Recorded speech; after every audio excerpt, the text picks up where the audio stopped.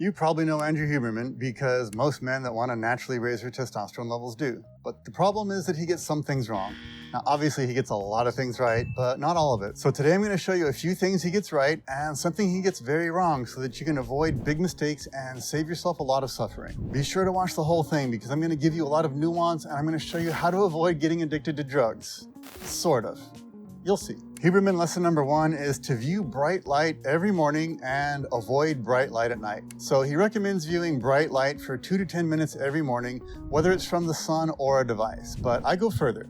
And I tell my clients to always view the sun if at all possible and not just a bright light device because the sun is a lot better. I also advise my clients to get more than 10 minutes of sun exposure every morning if they can and to watch the sunset every day that they possibly can because the sunrise and the sunset are the key to setting our circadian rhythm. Now personally, I make sure to get as much sun as I can all throughout the day, which is why I have my desk outside. And in fact, I'm also moving to an even sunnier part of the island than where I live right now because my obsession with naturally maximizing my health and my testosterone levels pretty much doesn't have a limit. So as far as avoiding bright light at night, I actually go a lot further than what Dr. Huberman recommends, and I remove all blue light from my home after sunset. So that means I filter the blue light out of all of my screens, and I use light bulbs that don't cast any blue spectrum of light after the sun goes down. And I do all that so that I don't have to bother wearing blue blocking glasses. But of course, that's a completely viable strategy. Now, another thing that I never do is I never look at my cell phone if I wake up in the middle of the night, because that's a blast of light that you do not want in your eyes. So I show my clients a huge array of strategies to optimize what I call the light diet. But if you only do what I just recommended right here, you'll be doing great. So when it comes to light, I agree with Dr. Huberman's recommendations, but I like to take it a lot further because I'm obsessed with holistic health. Huberman lesson number 2 is that testosterone and cortisol have an inverse relationship. So something that I really appreciate about Andrew is that he makes it very clear that cortisol and testosterone are produced from a limited amount of cholesterol in our bodies. And the more cortisol that we make, the less testosterone that we can make. And I'm in total agreement with that, which is why I show my clients a host of ways to minimize their biological stress in their bodies with the right diet, the right supplements, and the right lifestyle habits. I also show my clients the most optimal way to work out with 20-minute strength training sessions that do not spike your cortisol levels. So the result is that you get a pure boost in testosterone that stays with you all the rest of the day. And these workouts build muscle a lot better than standard methods where you spend an hour in the gym. But where Dr. Huberman and I differ is that he doesn't recommend training to muscular failure. Now, I understand why he says that because most of the time, when a man trains to failure, he's pushing his body way too hard, and that's going to end up just spiking his cortisol levels. But I have methods to go to the point of complete but temporary muscular exhaustion, and those methods don't end up creating a cortisol spike.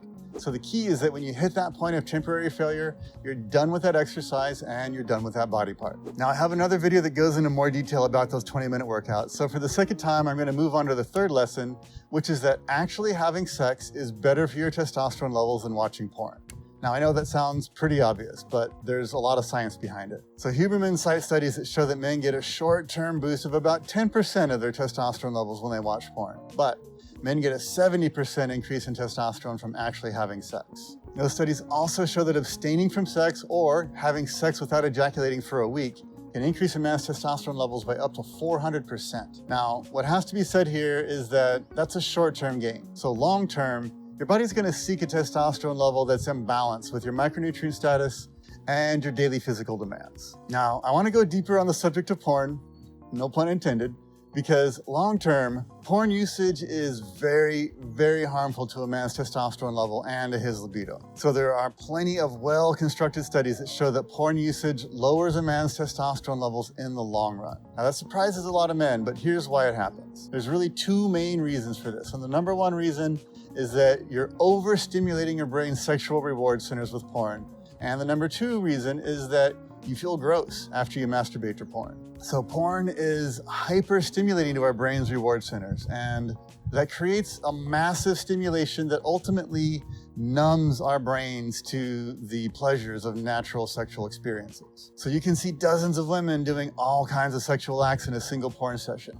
But then when you're with a real woman, the level of stimulation in your brain is a lot lower, and that can cause performance problems. There's a term for this, and it's called porn-induced erectile dysfunction. And it's something that a lot of men suffer from. And then every time a man has an ED problem when he's with a real partner, it undermines his self-confidence, and over time, that can also lead to lower testosterone levels. Now, porn's hyperstimulation of your brain is also very habit-forming. It's very addictive, and it's very easy for a man to end up addicted to porn and just unable to have a fulfilling sex life with a real woman. So porn addiction is a very, very real problem, and it can destroy a man's life when he can't have sex with a real woman and he just has to rely on porn for any kind of sexual satisfaction. So that's one addiction that I want to save you from. Now I'm going to get to the other one in a minute. But the other part of porn that has a very negative impact on a man's testosterone levels is how you feel after you masturbate to porn. So actually having sex, that's going to raise your testosterone levels and keep them elevated. But with porn, you're not actually having sex. You're consuming a cheap, unhealthy substitute. And like I said, porn gives a small testosterone boost in the first few minutes, but that fades very fast because with porn, you're not participating, you're just a voyeur. You're watching other people have sex and you're jerking off to it. And subconsciously, this is going to make you feel like a pervert. So afterwards, you're going to have feelings like guilt or shame. You're going to feel inadequacy connected to your sexuality. And over time, that's going to cause lower testosterone levels. So like I said, what actually raises your testosterone levels is having sex with a real woman. Ideally, someone you're in a committed relationship with. So that feeling you have after great sex gives you a long-lasting testosterone boost because of how good you feel about yourself. It's vastly superior to how you're going to feel after masturbating to porn. So when you have real sex, and it's good sex, you had a great time. Your partner had a great time. The two of you bonded more deeply and you feel fantastic about the whole thing. But with porn, you're all alone. You're a voyeur. And afterwards, you're gonna be feeling guilt. You're gonna be feeling shame around your sexuality. And over time, all those feelings add up, either the good ones or the bad ones. It's kind of like the difference between eating great food every meal or eating junk food every day. So porn is sexual junk food, and over time it's gonna crash your testosterone levels, it's gonna crash your libido. So my advice here, cut the porn out of your life and let your sexual energy build up for a while. So when you get rid of porn, it's gonna boost your testosterone levels, and after a while, you're gonna notice a boost in your libido, which means you're gonna be more motivated to pursue a relationship with a real woman. And then when you do have sex, you're not gonna have any porn-induced ED problems, so you'll be having better sex. And that's gonna give you a long-lasting testosterone boost. Huberman lesson number 4 is that nose breathing during your day and while you sleep has a positive impact on your hormone levels. So this is one that most people don't know about, and I'm really glad Dr. Huberman is talking about it. So breathing through your mouth is one of the worst things you can do, partly because it can actually increase your cortisol levels. Basically, to just put it really simply, mouth breathing is stressful to your body. So when you're only breathing through your nose, it helps to balance your oxygen and your carbon dioxide levels, and that relaxes your nervous system and it lowers your cortisol levels. Now during the day, it's pretty easy to only breathe through your nose. You just pay attention to how you're breathing and make it a point to keep your lips together, keep your teeth together, and keep your tongue on the roof of your mouth. Now, it can be kind of hard to do this when you're working out, but what I say is just nose breathe as much as you can while you're working out, and only breathe through your mouth when you absolutely can't maintain that nose breathing. Then when you've caught your breath, just go back to breathing through your nose. Now, after enough practice, and it can take a while, but eventually you'll be able to nose breathe pretty much all the time, even when you're working out. Now, it's harder to maintain nose breathing when you're asleep, obviously, because you can't think about it. So the thing to do here is to use some silicone tape, something with a very gentle glue, and tape your lips closed at night. I know that sounds crazy if you've never heard of it before, but mouth taping is actually very effective, and it's getting pretty popular because it can actually get rid of sleep apnea, it can stop snoring, and it can hugely increase the quality of your sleep. Now, you don't have to tape your entire mouth shut. You only need a small strip just across the middle of your lips for it to work. So if you snore or if you tend to wake up a lot during the night, try mouth taping for a month and just see if it helps you. Huberman lesson number 5 is actually a lesson in what not to do, which is to rely on Tongkat Ali or Fedosia agrestis to increase your testosterone levels. So Dr. Huberman pretty much single-handedly made this combination of 2 herbs wildly popular. I know you've seen videos about it, but the tricky thing is that while they do work for a little while, for some men, most men, the long-term results are usually pretty disappointing for nearly all men. And then the other side of the coin is that these herbs can actually have some pretty negative side effects for a lot of men. So the thing about testosterone boosters like Tongkat and Fedosia is that they stop working over time because your body adapts to the stimulation that the herbs are creating. So our bodies are adaptation machines, and that means they're always adapting to whatever we consume And the body is really good at adapting to stimulants. Now, what I always say stimulants, well, most testosterone boosting herbs' mechanism of action is that they're stimulating the endocrine system to produce more testosterone. So when that stimulus is new, your body has a strong response to it. But after a while, it's going to adapt to that stimulus and it just won't respond as much. This is kind of like how your body adapts to caffeine, where if you drink it every single day, you need more and more to give you that same effect that you used to get from just a single cup of coffee. Well, these testosterone boosting herbs are stimulating your endocrine system, which at first your body's going to have a strong response. It's going to give you a big boost of testosterone, but then over time that response gets weaker and weaker.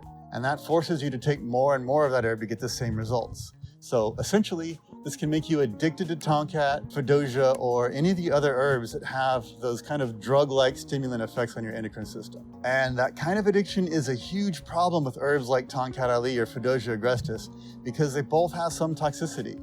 And in fact, Fedosia agrestis is actually very toxic, and I don't recommend it at all. Also, if you're depending on one or two herbs to keep your testosterone production high, then you're gonna have a hard time cycling off of them. And you'll get caught in a trap of addiction and needing higher and higher doses of those herbs to keep feeling their effect. And I don't want you to get addicted to drugs, even if they're just herbs. A better strategy, and the strategy that I teach my clients, is to take a holistic health perspective on your body.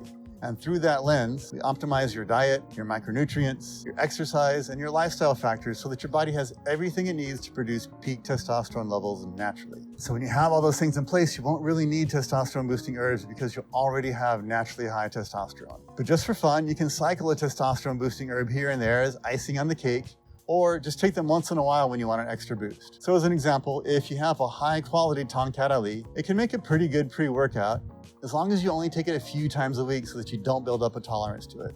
But even then, you should still cycle off of it for a week or two every month, just to be on the safe side. But as for Fedosia, you're gonna be better off without it in the long run, because what's the point of short-term gains in your testosterone level if the long-term result is gonna be harm to your body? It's just not worth it. So now that you know these 5 best lessons from Andrew Huberman, here's a video on how to naturally double or triple your testosterone levels, and it has information you're definitely gonna need. So be sure to check it out.